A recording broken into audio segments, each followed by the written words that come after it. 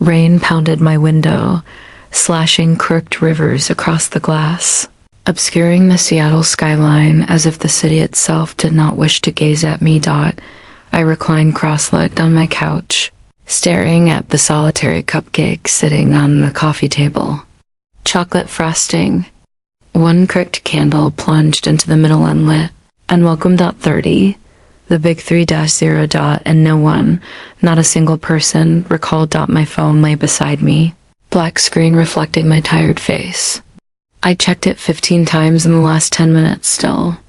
No missed calls, no texts. Nothing but silence. The wall clock ticked to 8 p.m. sharp. Final. A hollow ache expanded in my chest. It was official. My milestone birthday had passed, unnoticed, forgotten, erased. I opened my phone, knowing I shouldn't, but the self-destruction was compelling. Instagram flashed in my palm, and I scrolled until the punch was delivered. Camille. Naturally. Here. She was my sister glowing under the stage lights at her piano recital. Fingers locked delicately above the keys, as if born to play. 78 likes. Mom's comment shown at the top. Our brilliant star.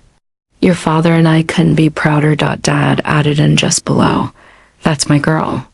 Even Mozart would be jealous. My throat constricted until it was burning.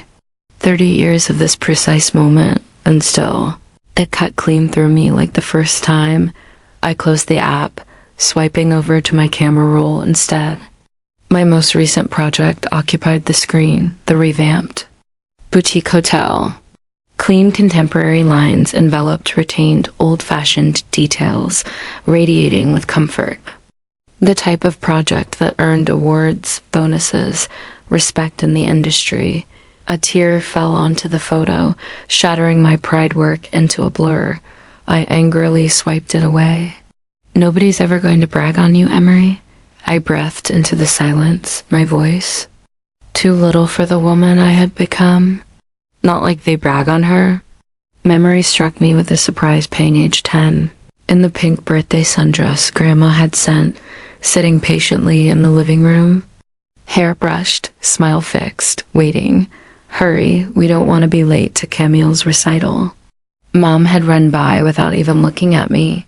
But my party, my voice had been small. Barely audible. Dad's pat on the head that wasn't there. We'll celebrate. Next weekend, kiddo. We never did. I learned to vanish that day. To cheer the loudest for Camille and hide my own light. Now, 30 years old, I wiped away the tears as if they repulsed me. The cupcake remained untouched, frosting congealing under. The weight of time. What was I celebrating exactly? Another year of invisibility. Another birthday spent overlooked. Not this time. I straightened my back, shoulders rolling back as if stepping into frame for the first time. My laptop came to life. Bank account balance, $97,342.16. A sum earned through years of grinding, saving, and the substantial $68,000 bonus on the hotel job. Cash that nobody inquired about because nobody wanted to inquire. My finger lingered above my phone. A wicked idea blossomed, black and charged. My pulse finally picked up speed for the night. I dialed. Seattle Audi, Trevor speaking. How may I help you? A bright voice greeted me. Do you have any Q5 South available? My voice was calmer than I'd thought. Yes, a few. Were you looking to book a test drive? I glanced at the cupcake out the rainy window, to the phone that had lied to me all day. No, I said, steel creeping into my voice. I'm purchasing one, tonight. A hesitation. Purchasing today? That's correct, I mean it. And for the first time in 3 decades, I did. I put down the receiver, catching sight of myself in the glass. I hardly knew the woman who glared back. At me, the chin held high, the defiant spark in her eyes. If they won't celebrate me, I breathed at her, I'll damn well celebrate myself. Keys, wallet, no look backward at the pitiful cupcake. The rain had ceased. the darkness above clearing just enough to promise secret stars. For once, the universe moved out of my way. 40 minutes had passed, and the Audi lot reflected under spotlights, the pavement shining like rain-soaked asphalt after a storm. My blood was racing, but it wasn't nerves. It was something raw. Harder. The man in the clean white shirt smiled at me with a polished one. "Hello, Seattle Audi. I'm Trevor. How can I help you tonight?" I held his eye without a blink. "I phoned a while ago about the Q5. I'm here to purchase it." For an instant, his smile hesitated, surprise flashing over his face. Then he nodded. "Of course. Let me show you." He walked me through the sparkling showroom until my gaze was fixed on it. The midnight blue Q5, shining in the corner like it was just waiting for me. And for the first time in my life, I wasn't living in someone else's shadow. My fingers swept across the midnight blue paint, the shiny finish warping my image into something almost foreign. A woman with intent.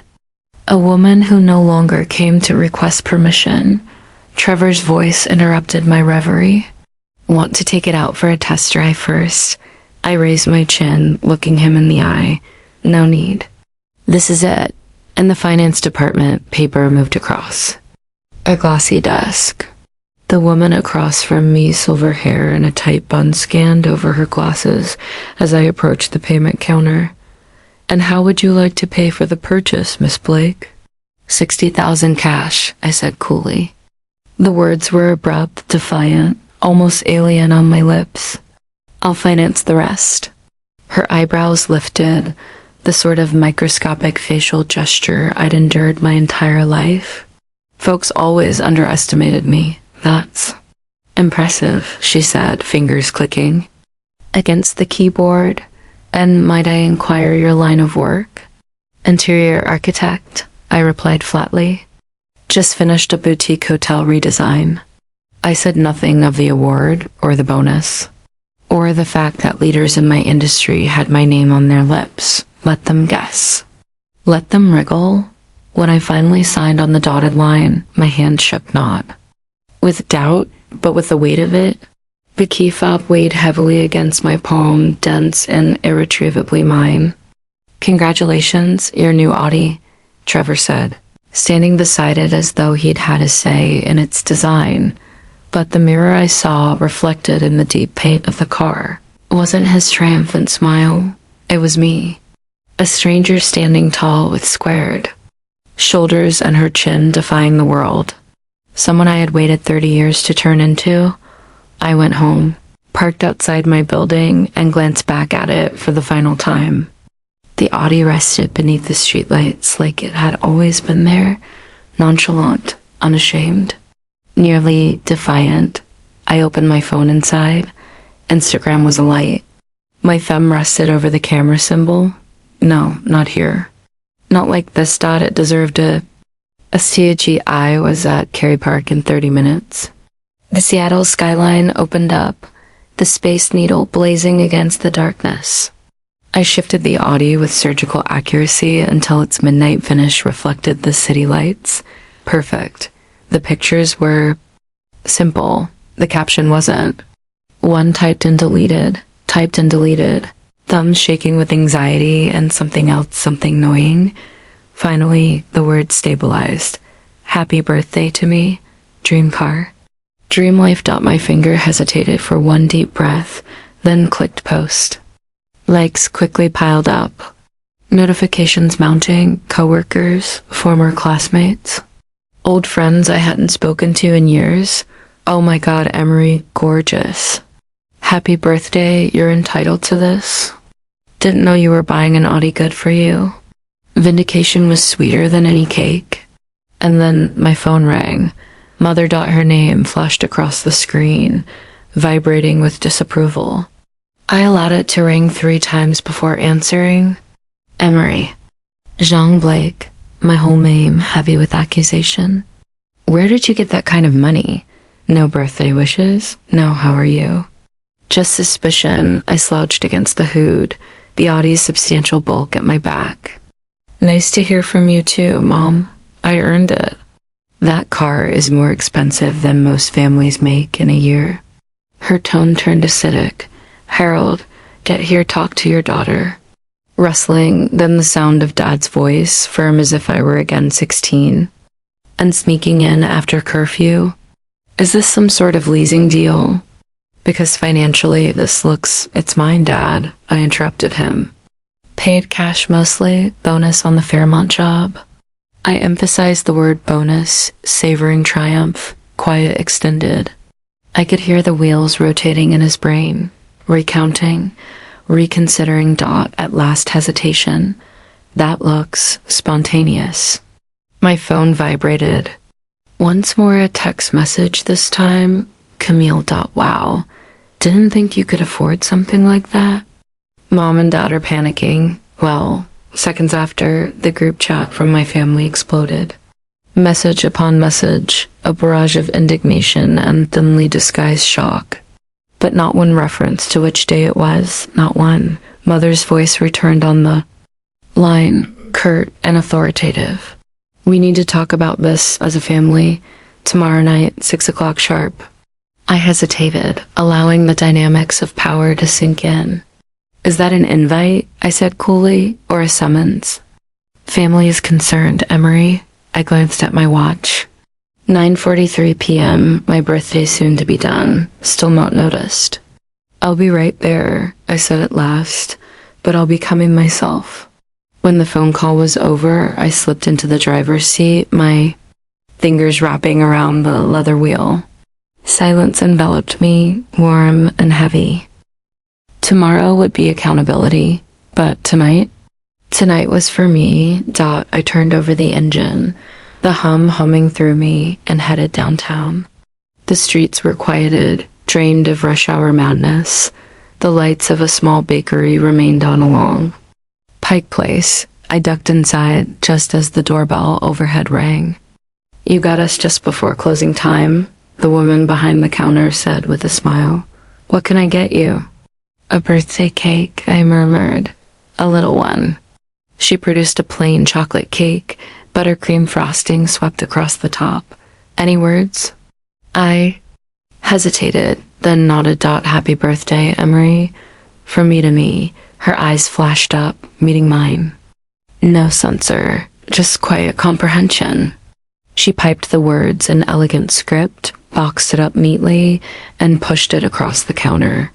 Happy birthday, she said softly, and for once I believed her. The voice of the bakery clerk hung as she pushed the box across the counter. Hope it's a good one, even after all this. In my car, I buckled the little chocolate cake into the front seat like a friend. Its box glared briefly in the window, and I did to a woman just starting to recognize herself. A woman who didn't have to rely on anyone else to know her value. The cake traveled beside me like a secret, like a ticking package waiting to be opened. The next night, the gravel cracked beneath the wheels of my new Audi as I pulled into my parents' Bellevue driveway. I parked intentionally in my shiny Q5 side by side with Dad's utilitarian sedan.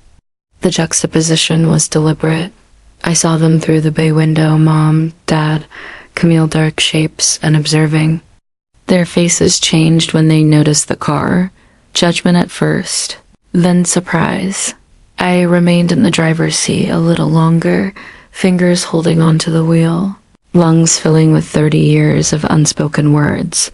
Today is different, I told my reflection in the rearview mirror. Carrying the cake box. I walked out into the evening chill. Mom pushed the door open before I had reached it, her voice brief. Too nice. Emery, what a surprise. Her gaze flicked past me to the Audi, then back. Come in. Dinner's ready. Dad stood in the foyer, arms crossed, fortress still in place. That's quite a car. Yes, I said dryly, pushing past him with the cake precariously. Held in my hands. Camille hung back at the doorway, discomfort flashing on her face. Hey, nice car. The dining room was all the same. The shining maple table, the sparkling chandelier, the delicate china brought out for special occasions. None of mine had ever qualified. Merlot? Mom asked hastily, already pouring. Water, I replied. My tone was steady. I want to be clear-headed. Dad sat in his usual position at the head of the table, his little throne. So, Emery, that vehicle must have been expensive. Financing nowadays is a trap. Dealers will sell you falsehoods just to obtain your signature. I raised my water glass serene. A lot of it was cash. The subsequent silence weighed heavily, like a storm cloud. Even the light from the chandelier was harsher. Mom kept herself, busy dishing up pot roast, while Dad cleared his throat, stalling. Camille's gaze flicked between us, catching the undertone. The Thompson Hotel project went well, I'm sure. Camille ventured timidly, reaching for the salt. It did, I answered curtly, cutting at my meat with precision. The client was in ecstasy. Dad, stop to carrot. Hotels are hazardous. Travel increases and declines. You should be investing that money in retirement, not spending it on depreciating playthings. Harold, Mom cautioned gently. What? I'm saying what any good parent would. His fork slapped against the plate. Major investments like that frivolous at her age. I ate in silence, his words bouncing off me like dull arrows. I'd heard the same lecture in 100 different forums. My school choices, my apartment, my career, always wrong. Always beneath. Their standards stopped the dinner as stumbled forward. Weather, Camille's upcoming recital, the neighbors' renovations, safe topics. Easy ones. Not once did anyone mention the date dot as the plates were removed. I stood up. Quietly, purposefully, I took the cake box out from behind the sideboard, placing it in the very center of the table, under the radiance of the chandelier. I lifted the top dot. The message on the frosting glared back in tasteful lettering. Happy birthday, Emery. From me to me. The silence fractured. Mom's hand darted up to her mouth. Oh, Emery, we don't... My voice interrupted her. It was calm. Too calm. For 30 years, my birthdays have been overlooked. While Camille's every success was a coronation, Asterisk Dad moved, looking uneasy. Now that's not fair, I glared at him. My 16th birthday? I received a supermarket cake while Camille celebrated with 50 people and a caterer. Mom's eyes welled up, her voice cracking. We never meant my 20th, I went on, my voice louder now, more biting. The same day as Camille's graduation from college. You forgot and booked a family trip for her. You left me home to sit a watch on the house. Camille's eyes grew wide. I didn't know that. And this year? My voice was raised, firm, unbreakable. Nothing, not even a text. 30 years of silence, and you think I'll sit here, smile, and swallow it once more. The only noise was the grandfather clock in the corner, marking out the seconds of their shame. I stood up, shoulders straight, chin high. I treated myself to the gift I owed myself, I told him icily. And I don't require anyone's approval to indulge in the celebration of my value. Dad's jaw was set. But $50,000 on a car? I interrupted him with a brief, bitter laugh. A $50,000 on my liberty? And that's something you'll never claim credit for. Camille's admission hangs there, delicate yet heavy. For the first time in years, she seems small to me, not the perfect prodigy, not the family golden child, just a woman without her shield. I was selfish, and she speaks low, voice shaking. I thought the spotlight was mine because it always was. And you, her words are stalling. You clapped for me every single time. I misunderstood your strength for indifference. I thought you didn't need it. I look at her, my chest constricted. Did you really think I didn't care? That I didn't want to be seen? She slowly shakes her head, tears shining in the dim light of the cafe. No, I think I just didn't want to see it. Because then I'd have to admit how much I benefited from their favoritism. Outside, the fog deepens, shrouding Pike Place in a ghostly mist. At the table, the silence between us is louder than the rattle of cups and steam shooting from the espresso machine. "Camille," I tell her at last, my voice as cold as ice. "You gained the benefit, certainly, but you didn't construct this prison." "They did. You just never took the trouble to try the door and see if I was still alive on the other side." She flinches, her knuckles clench tight around the mug. For once, she doesn't protest. I lean forward, my voice firm, low. 30 years, I was a ghost at that table. Do you have any idea what it does to you? To come year after year and find your very existence not heavy enough to light even a candle on a cake? Her lips shake. "I'm sorry." The words are raw, broken. Childlike, I lean back, breathing slowly. Sorry doesn't take away the silence, but maybe it's the first brick out of that wall. Camille finally raises the mug to her lips, though her hands are shaking too much to sip. She puts it down again with a clink, her eyes seeking mine. "Don't leave me, Em," she tells him, "not because of them. Not because I was too blind to see you." For the first time in years, her words are real. No act, no stage.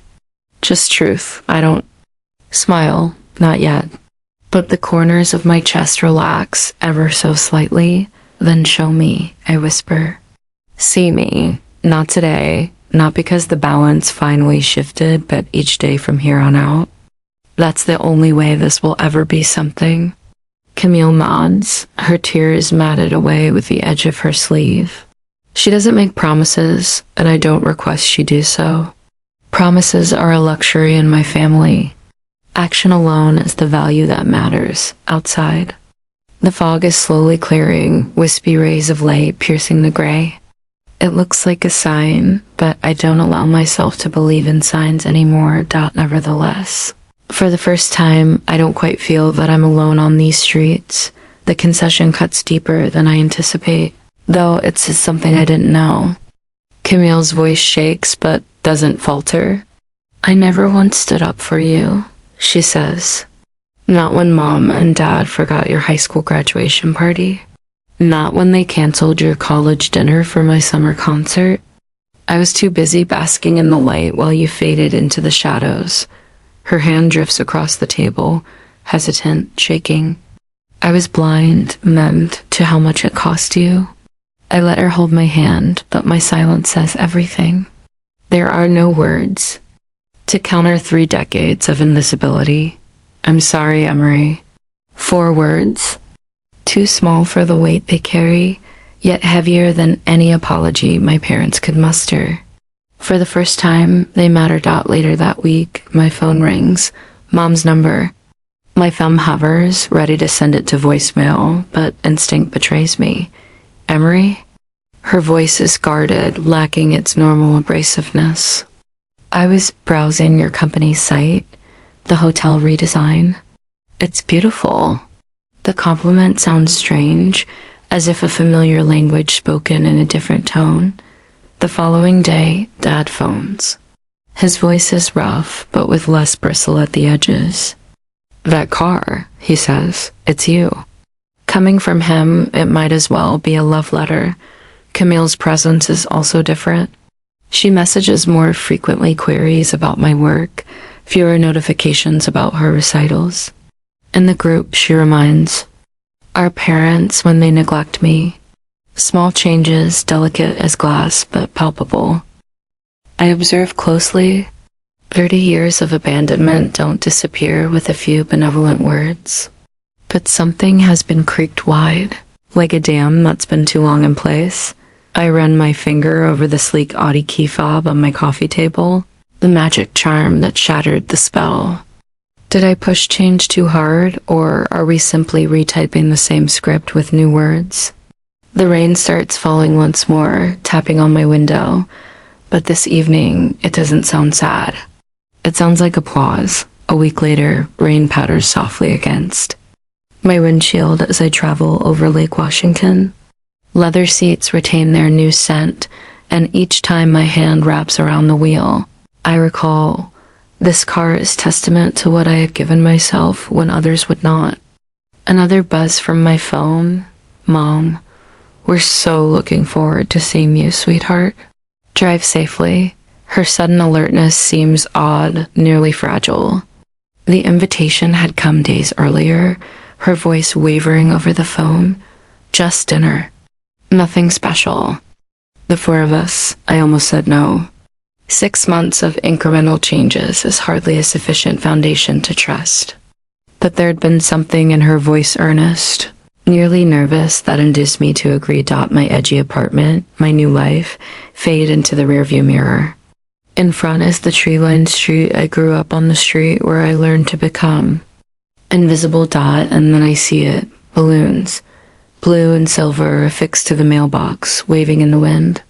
My chest constricts. I drive in behind the truck and take hold of the steering wheel, observing the curtains move.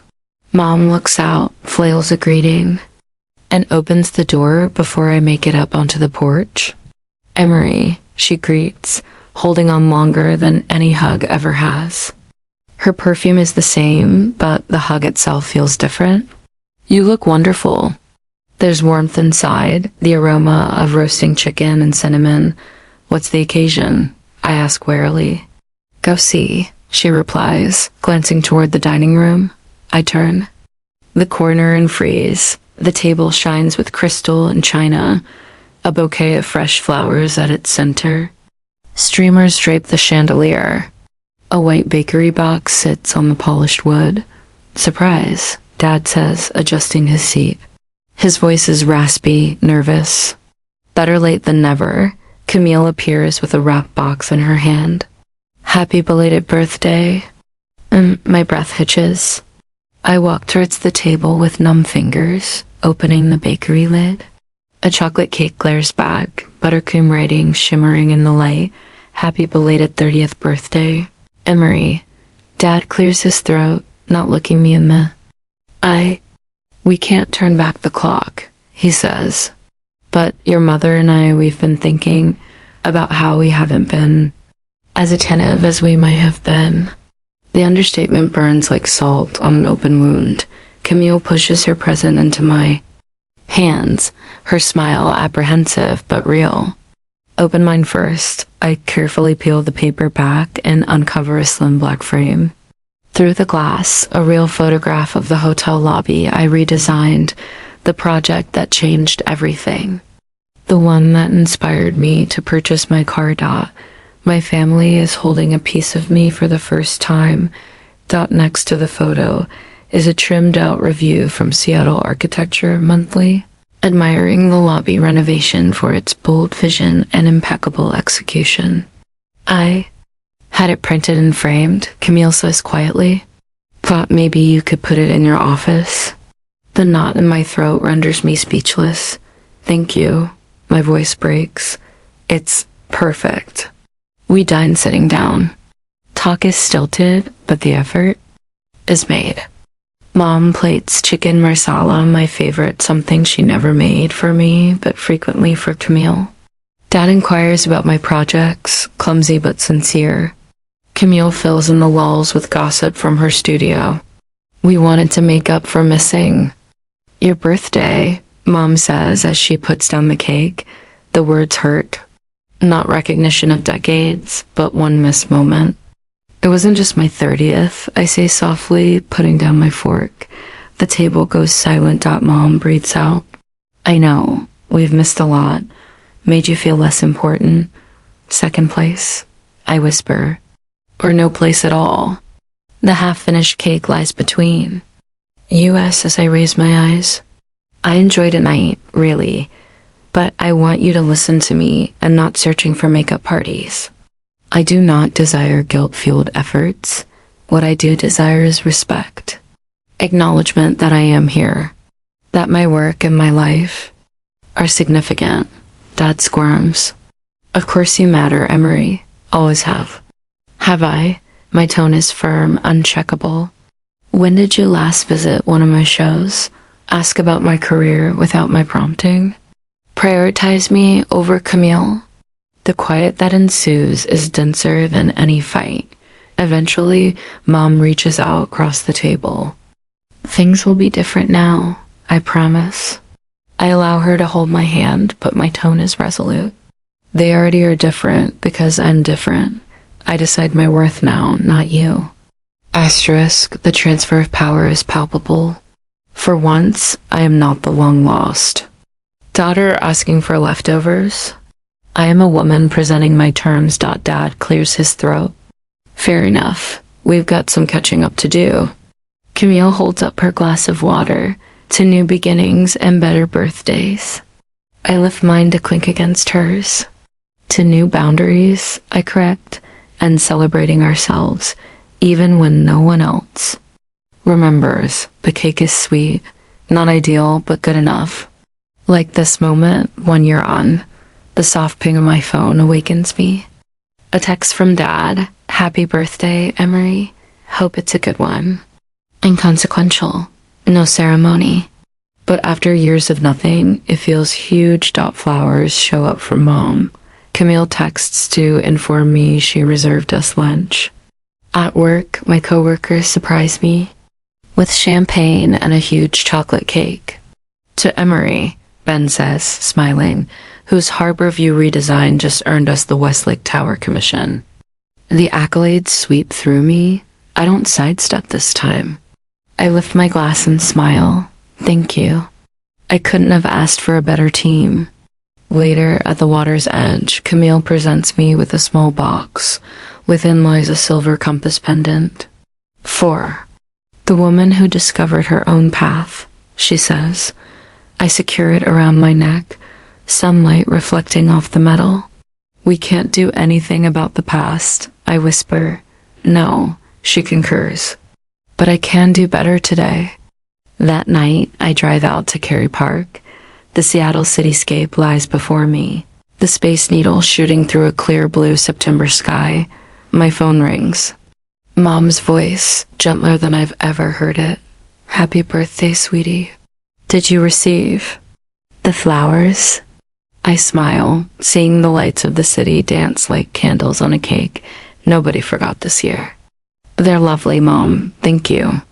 And for the first time in 31 years, the words sound true. A silence. Then Mom's voice, quieter than ever before. Your father and I were thinking, would you like to come to dinner with us this weekend? Nothing elaborate, just us. Family. The word no longer hits like an obligation or a trap. It feels lighter now, freer. I'd like that. I say, Saturday's fine. The invitation this time doesn't hit like a summons. It feels like a choice. At my apartment, a small box sits on the floor by the door. Camille's writing swoops across the package. I bring it in and unwrap the brown paper, revealing a scrapbook handmade.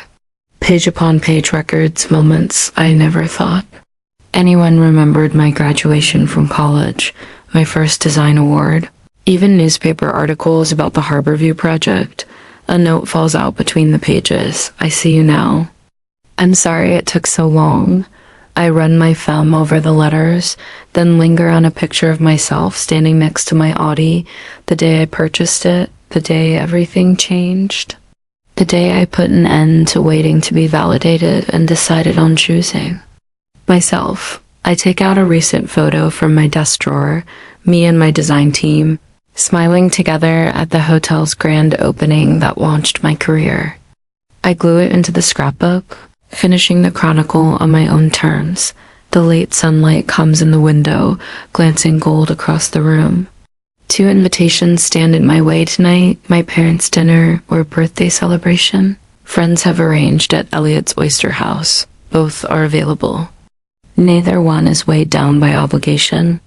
For the first time ever, the decision is mine alone. I buckle Camille's compass necklace around my neck, looking into the mirror.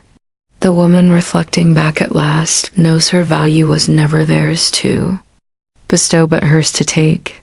My Audi keys shine on the counter, a reminder that vehicle was not an impulse buy. It was a statement, a vow inscribed into steel and leather. I will no longer wait for others to validate my benchmarks. Some presents don't simply alter what you possess. They alter who you are.